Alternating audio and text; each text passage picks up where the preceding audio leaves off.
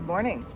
It's time for another one of our authors on the porch talking about writing and stuff, things.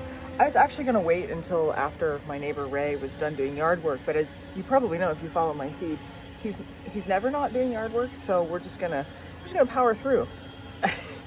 I usually do these for my Instagram reels and all that, but I've decided, all I do is write. I write all the time, and so rather than just writing for my Substack followers, sometimes maybe I'll just send you a video because I need a break from writing. So I'm out here with my mug, my drink here, my nice hot beverage, and my scones because they're for moral support. And I've been working on my book and chapters, and I've been posting a lot about that. But today I want to talk about something else. At the Peculiar Book Club, we've been reading a book called The Puzzler by A.J. Jacobs, who's great. He's a New York Times bestselling author. And A.J. Jacobs this book is really interesting because he talks about why we want to solve puzzles. There's a number of reasons that he gives. Do we like crosswords and Rubik's cubes and jigsaw puzzles because it gives us a sense of completion? Is it because it sharpens our minds? Can it make you a better person or a better thinker?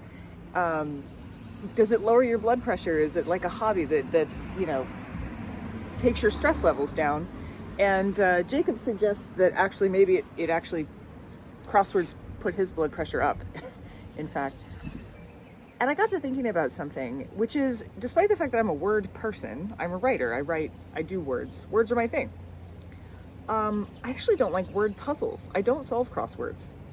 And I can't spell worth a crap. I'm not good at spelling. I'm an indifferent speller, you might say. I blame it on the fact that my period of study was the 18th century. And, you could just spell things however. They just invented the first dictionary in the 18th century anyway. Thanks. We didn't need a dictionary. We could spell it however we wanted.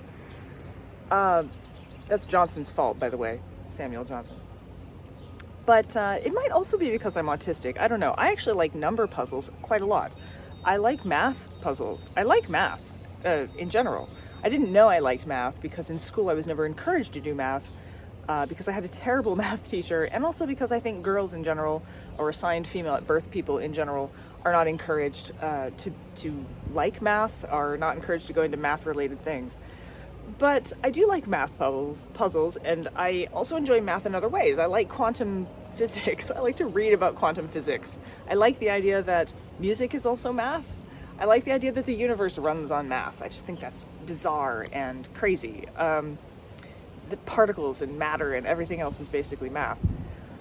But then, reading more of The Puzzler, thinking more about the algorithms that it takes to solve a Rubik's Cube. You think, I must really be into the Rubik's Cube. But I'm not. I get bored with those too.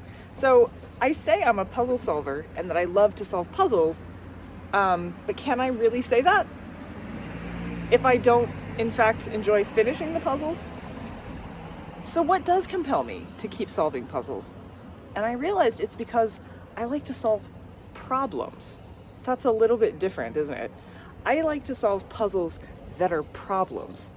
And puzzles that are problems are like mysteries to me.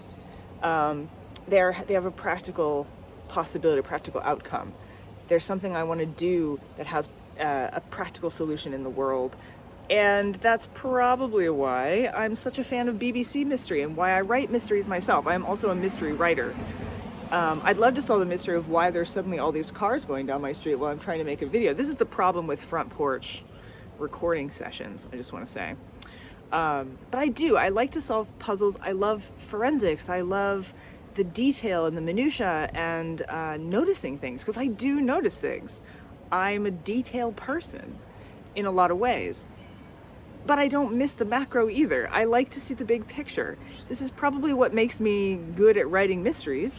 It's also what makes me good at solving mysteries and why I enjoy them as part of my career.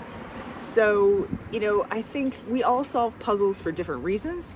I know Mark also enjoys watching mysteries with me on TV. He's a puzzle solver too, but for different reasons.